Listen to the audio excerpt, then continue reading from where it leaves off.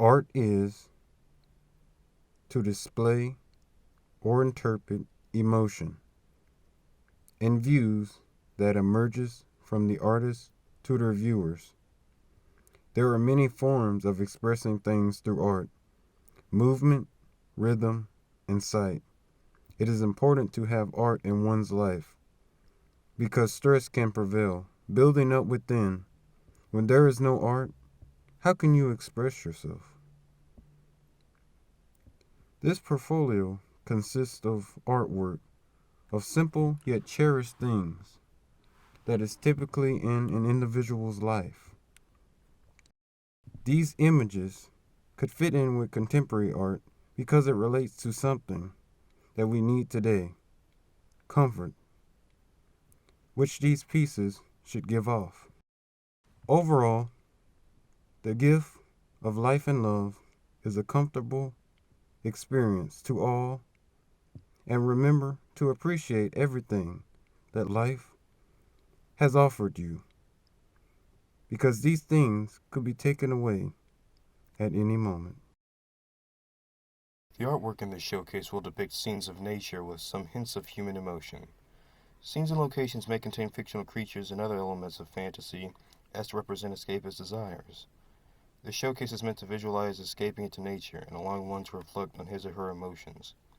The following pieces have simple themes and do not dwell into deep, complex concepts. There are many things that every human has in common. No matter what age, race, educational background, or even culture you are, you will come into contact with them at some point in your lifetime. That common theme that I chose for my portfolio's theme is death, and more specifically, the personification of it amongst different cultures around the world. Death is the most significant unifying factor that exists among all humans. Whether you've witnessed it or even come close to feeling it yourself, we can all relate to the experience and feelings that death brings to us all. My portfolio explores the themes of death and how it differs between cultures and backgrounds, whilst remaining all the same in the end. It explores the satisfaction, exhaustion, relief, embrace, and even delaying of death itself.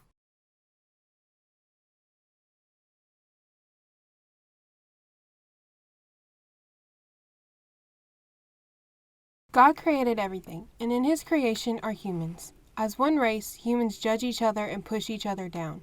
We tell each other that we are too unattractive or too beautiful, or that we are too fat or too skinny. There is so much judgment in the world, and through my artwork of various styles such as pixel art, Fauvism, Rembrandt, and hyperrealism, I am showing my viewers that the world's opinion does not matter.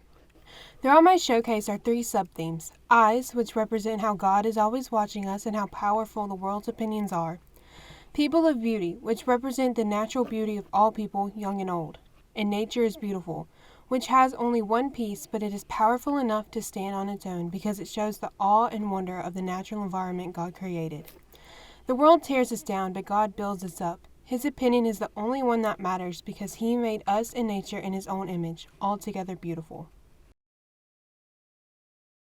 Okay, so my name is Angel Poole, and my portfolio focuses on color and what emotion they portray.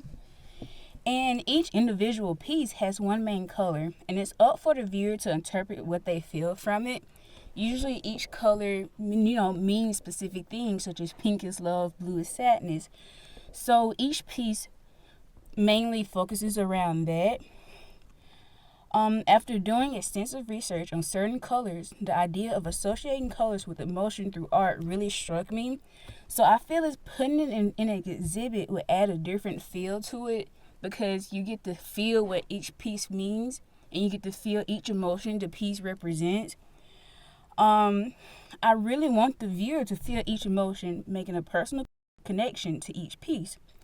So, and also the viewer should also question and evaluate each piece, asking themselves certain questions that could correlate with the piece.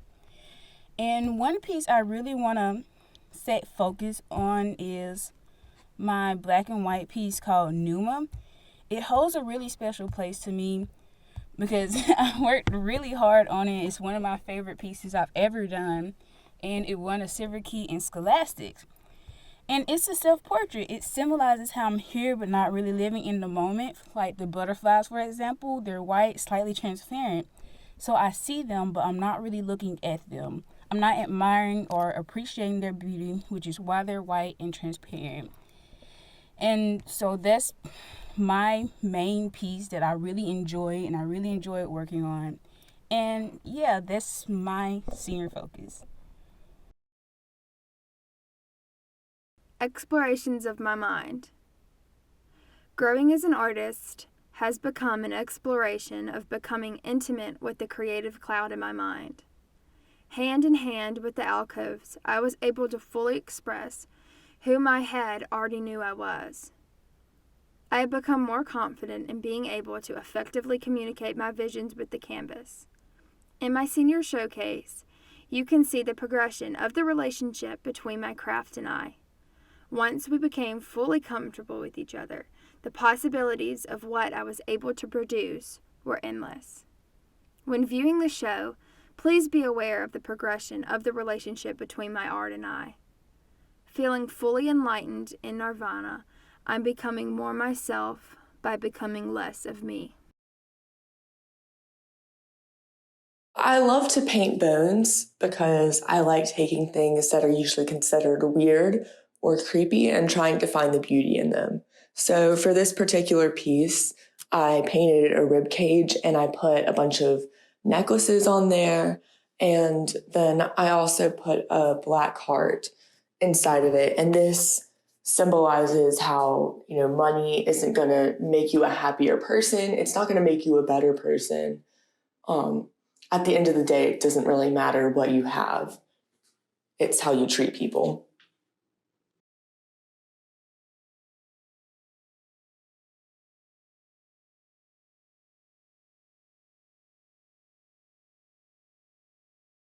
Learning how to build worlds in Blender has been a steady effort towards an independent animation career. In order to enjoy the ride along the way, my process is tapered to how much fun I'd actually have building it.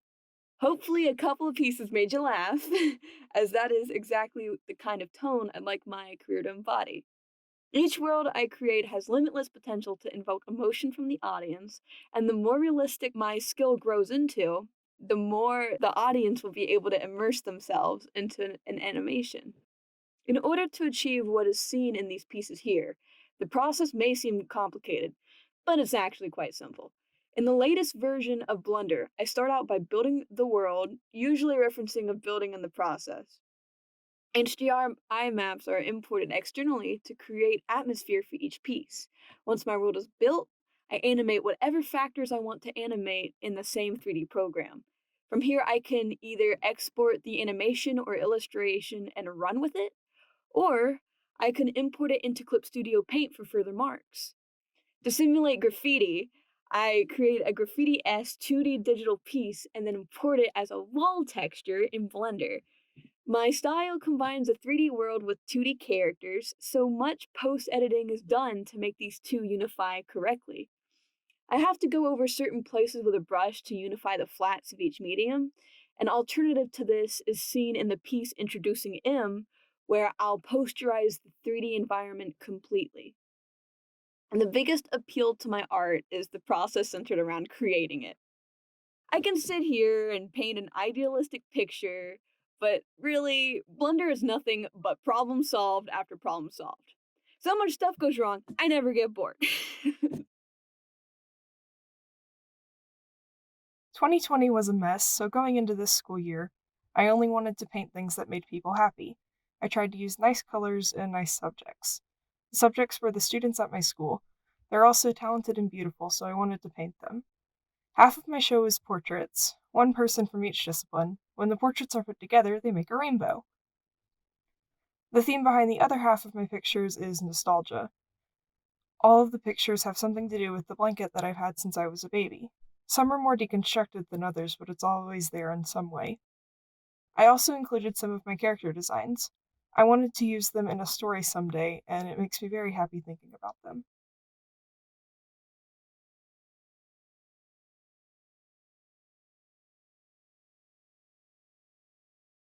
Smug. That's only one way to describe this piece. and being smug,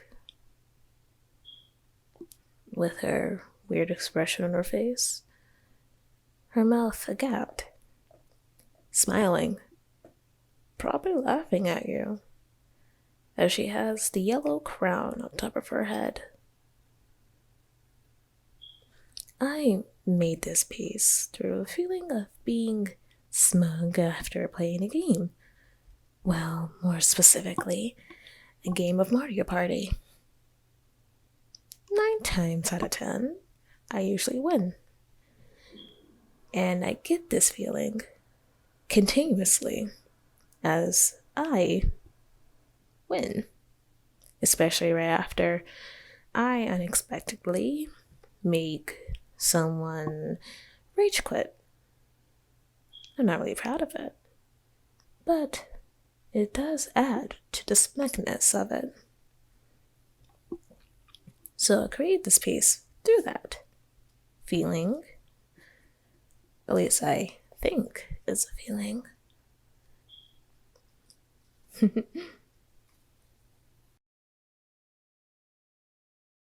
Hello, my name is Sonia Matrick and welcome to my showcase. I don't stick to a particular theme when creating art, but rather I see an image in my head that I feel the need to produce. This is why my showcase is a mashup of different artworks that I've done that show my voice and my talent in my work. Most of them are of characters that I have created, while others are just images in my head that I wanted to make. Most of my work is digital, which I have made by drawing with my finger on my phone. I like digital art more than traditional because I am able to better convey the emotion I want to portray, and use a variety of colors that I may not have on hand in person. I hope you enjoy viewing my art along with the rest of the showcase. Thank you.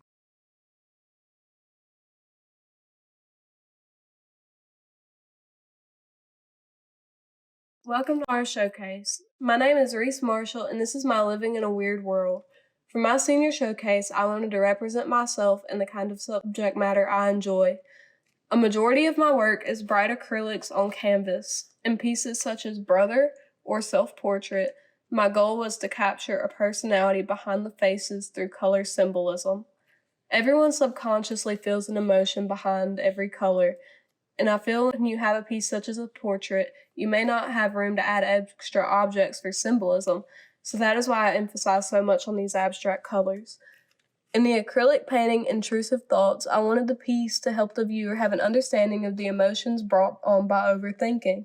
The fear and uncertainty can be overwhelming. The pieces Freakazoid and Freakazoid Mug were both paintings done for fun, but ended up earning a place in my heart because of the simplicity and goofiness. The piece Me and My Dogs, however, was created for a different reason, because it reminds me of a happy environment.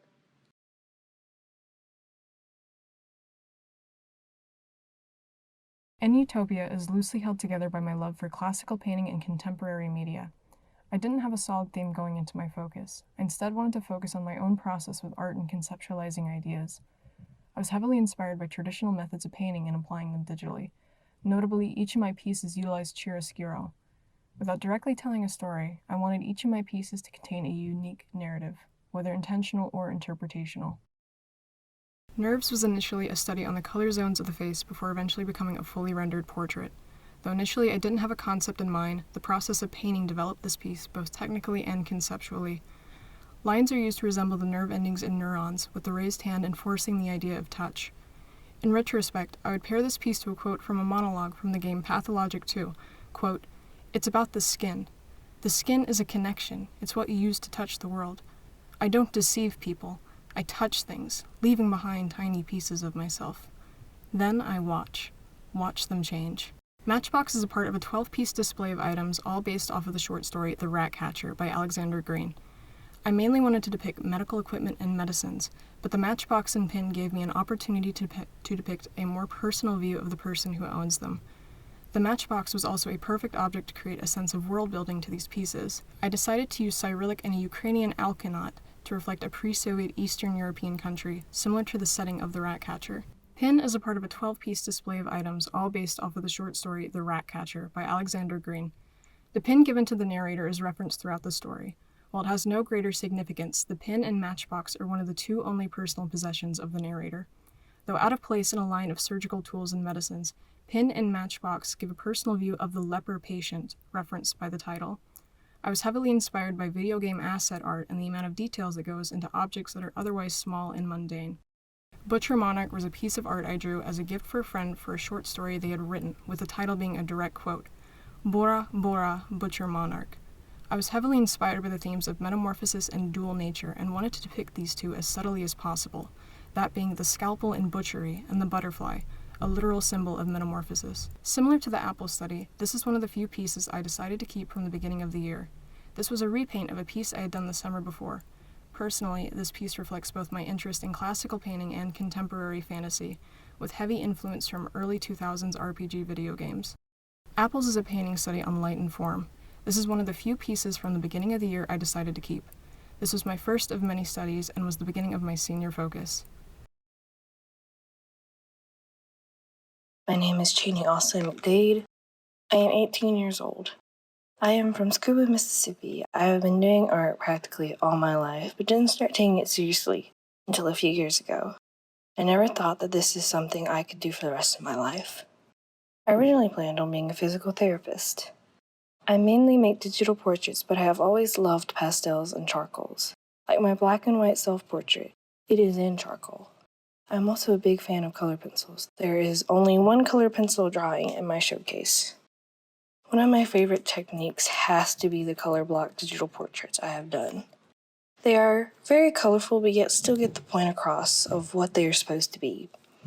I focus mainly on portraits. Portraits have always been a favorite of mine. I also try to focus heavily on emotions and mental health.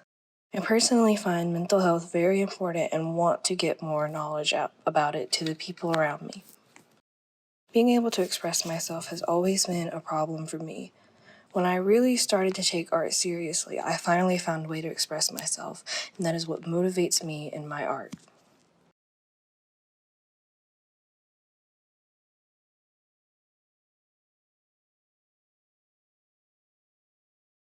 School and Perfectionism is a show that focuses mainly on my personal experiences with how school, grades, and perfectionism have affected my mental health.